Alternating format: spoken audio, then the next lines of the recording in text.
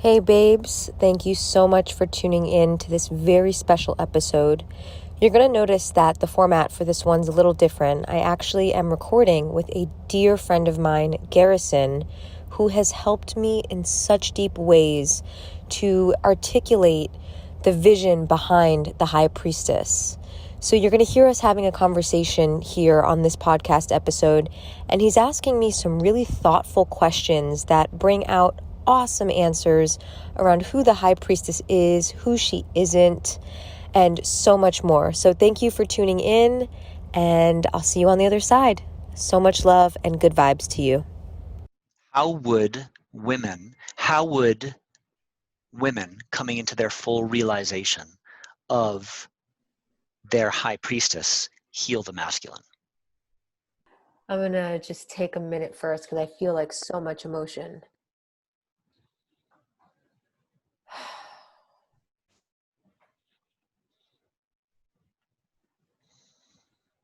So the vision, like what I'm seeing right now, is that there's like this representation of the collective masculine that's been in like hyper overdrive and completely imbalanced with its feminine counterpart as this like hurting little boy. And it's this little boy, and all he ever wanted was love from his mother. He wanted to be nurtured and held and told he was good enough. And that women stepping into the embodiment of their inner high priestess is that healing. Because not only do they first do the work on themselves and they hold themselves, they become responsible for their own emotional state and for reparenting their inner child, which probably didn't get the love that she needed. And when she participates actively in that process, and as she reaches new levels of mastery, she shows up in the world like that. And that is how she treats, that's how she treats men. That's how she treats others in general. And similar to what I said in the question before this, you know, I've been this woman myself, but I've seen so many other women like rest on their laurels because they're waiting for the man to make the first move. They're waiting for the man to show them they are safe before they believe they are safe. Meanwhile, men aren't walking around with a lot of safety either, but it's assumed that men should feel safe because physically they're usually safe. And there's so many men walking around with deep levels of mistrust, unsafety, ungroundedness, emotional disconnection.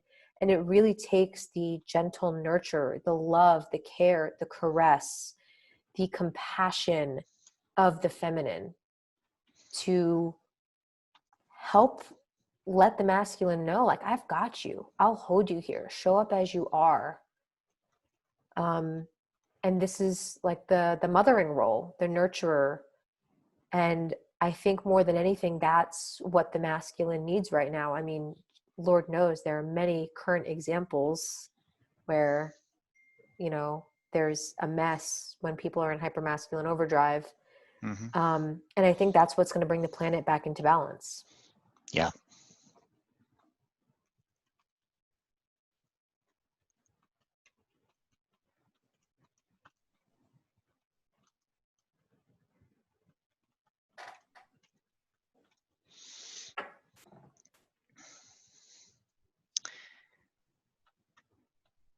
So, you know, over the past decade, there's been this thing that I found very annoying. Mm-hmm. And it's, a lot of men will speak to this. I don't know if a lot of men will speak to this. Some men will.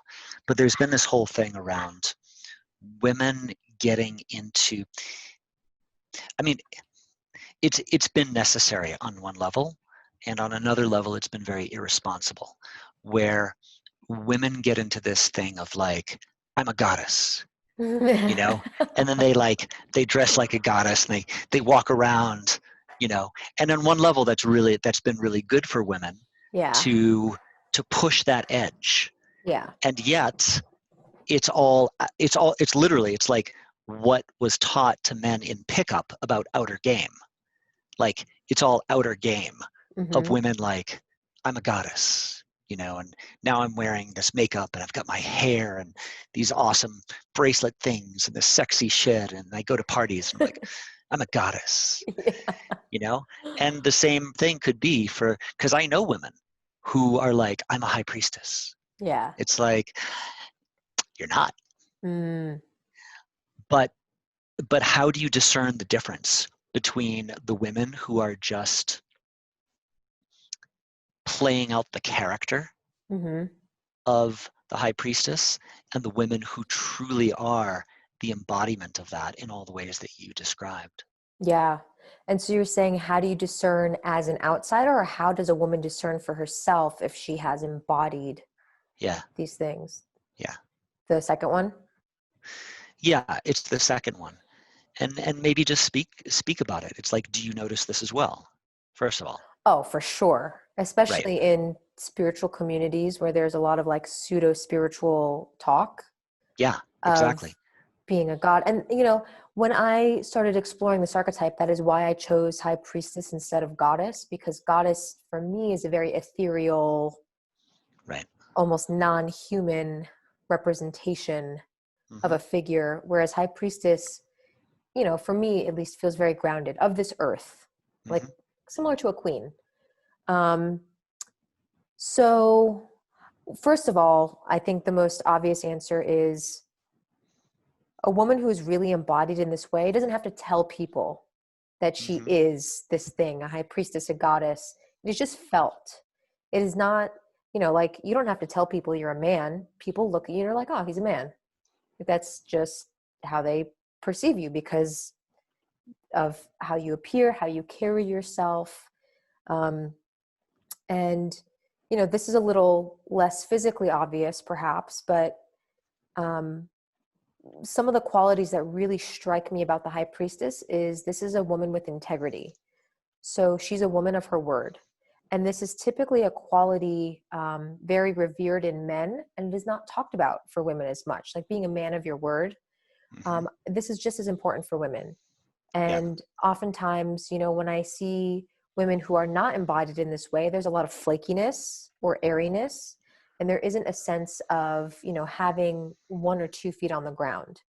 And so, in a very practical example of that, if someone makes a plan, but they can't follow through on that plan, then being in communication about it, not just flaking on the plan. Mm-hmm. And this high priestess woman is considerate. She considers the impact on others, including herself. She's not a martyr. She's communicative. She's clear in her communication. And when she's not clear, or there's something she doesn't know, she speaks up about it.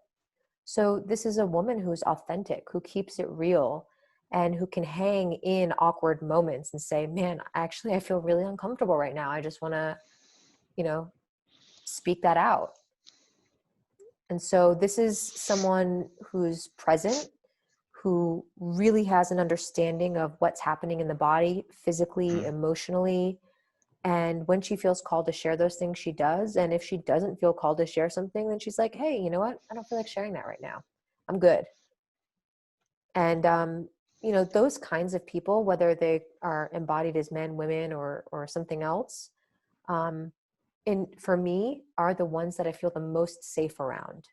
And so Yeah. I think it's very clear for other people who this high priestess could be in feminine form when they feel safe. They feel safe to Mm-hmm. be themselves. They feel that there's a level of trust and authenticity and communication. And that to me is this embodiment of the high priestess. Yeah. What does a high priestess look like? Hmm, that's a great question. I don't think there's any one look as far as like wearing white garb and a gold headpiece, for Right. example. Uh-huh. Um, I think it's just a woman who owns her look. It can be a completely gothic look. It could be sweatpants and a crop top, but it's just a woman who's embodied. And it doesn't mean she doesn't have challenges here and there with insecurity, but she's ready to admit it. But it's just someone who is at home in their bodies, who inhabits space in a way that you can tell she knows that she belongs there. She's not an outsider. She belongs everywhere she goes, and she's sure of this. And so, however she appears physically, she owns this, and she's done a deep level of work to accept where she is at any given moment. That's great. Give me a moment. Who can be a high priestess? Anyone. I mean, it sounds like it's an archetype for women. I mean, hey, if a man wants to show up and own his inner high priestess, that's totally cool. As far as women are concerned, though, it's my belief that every woman has this way of being accessible to her. This is not you're not born into this, or you don't just not have access to it. I think it's really a cultivation of our inner landscape, and all women have access to this. We all have rights to our own pleasure, our own expression, our own sense of embodiment, and showing up in the world in a way that feels authentic to us. And I think it's really about taking off the layers and the things that don't feel like a fit anymore, which is typically the conditioning that we've received from other places. And just like the sculpture of David, it's like Michelangelo was the sculptor of David, right? Yes. Okay. So it's like, when Michelangelo said something to the effect, when he chisels away the marble, David reveals himself. Like he was under the marble the whole time, but we had to take away what wasn't David for David to appear. And that's exactly what this journey of the high priestess is just taking away what's not really our true nature, our inner high priestess, to reveal our true selves, which, in this case, we can call her the high priestess. That's really good. Hold on.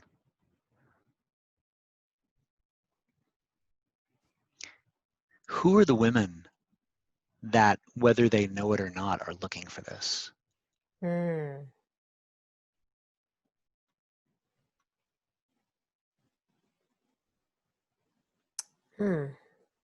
are the women, whether they know it or not, are looking for this? I think off the top, it is the woman who's riding an edge right now. She knows that something is either off, not quite right. There's something more. So she's a woman that's arriving to the place of questioning, or already is in a place of questioning reality as she knows it. Meaning there's some feeling that like this place she's been living in, this reality, like how could this be all there is? And when I say that, I mean the societal and religious conditioning from media, the fact that a woman could wake up and feel at war with her body when deep down she knows intuitively something's off. Meaning that maybe she doesn't actually dislike the way she looks, but she's been told that she needs to look differently, or she's been told she needs to behave differently.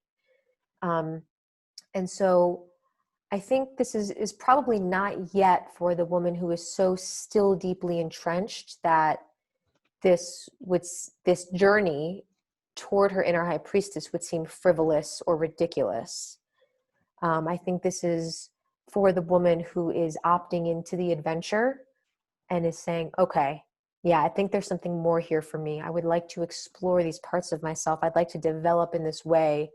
Or I just saw this talk by so-and-so. I want what she's having. And who's willing to roll up her sleeves and do that inner exploration. It's a great answer. Thank you.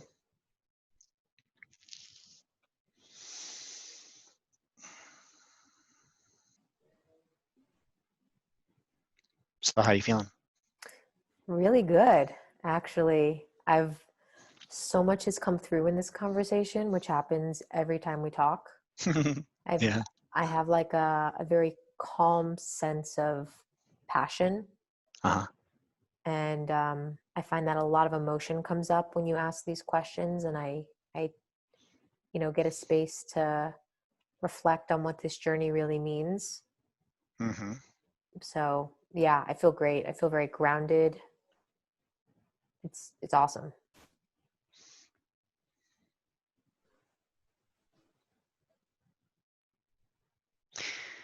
And I, I'm thinking back to the beginning of the conversation, which feels like a long time ago now.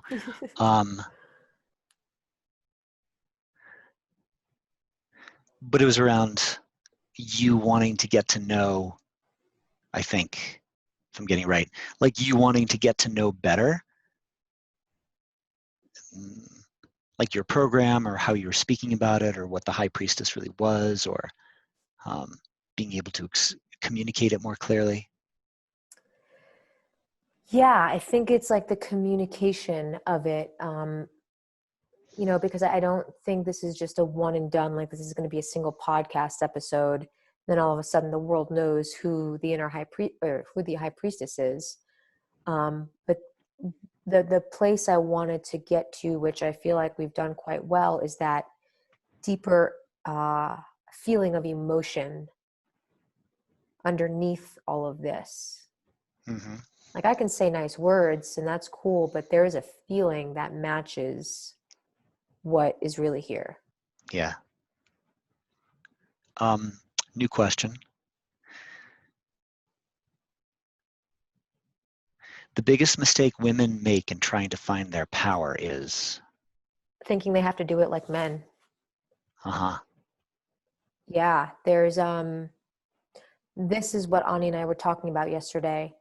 Like woman 1.0, whatever we thought that was supposed to be as a society has failed us. It has failed us women, it has failed men, it has failed our planet.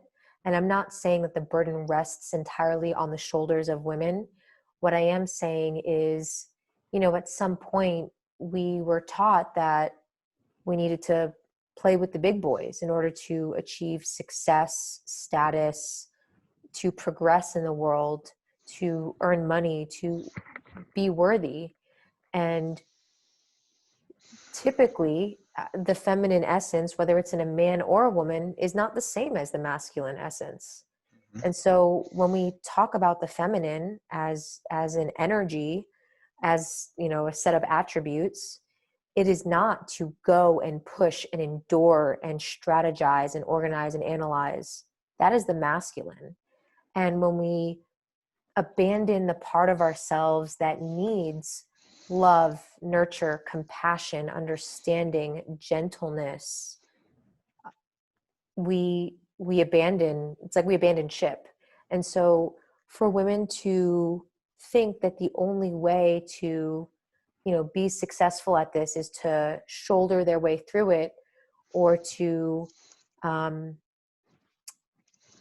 be relentless in always doing the work, in air quotes, doing the work gets us a long way, and it's great and it's epic, and a willingness to do that brings people so many fruitful results. And there's something to be said about being, integrating, allowing, relaxing, replenishing, restoring. These are all aspects of the feminine. And that is a large part of what we've been missing, which keeps us from embodying our inner high priestess, because we're tipping the scales in one direction so heavily that we're lopsided. So we Mm-hmm. need the balance of this rest and replenishment and nurture first and foremost from ourselves. It's not someone else's responsibility to provide that for us. And I think that's another misconception here, is that somebody else should be nurturing or loving. It should be our partner or our, Mm-hmm. whoever. It's our Yeah. responsibility to do that for ourselves. And as we embody that for ourselves, we show up in the world and we serve and we shine in that way. And so I think those are the two main misconceptions around how to really embody this high priestess. It's, as much as certain things can be a doing, this is really a resting in, allowing and accepting who we already are, much like the sculpture of David, and letting everything else fall away. Mm. That's solid. I also added that that is a path of courage and bravery. And Yes. it takes a community Absolutely. for us all to get there Yeah. together, Yeah. because that is how, I'm just going to say, because that's how it works. Yeah.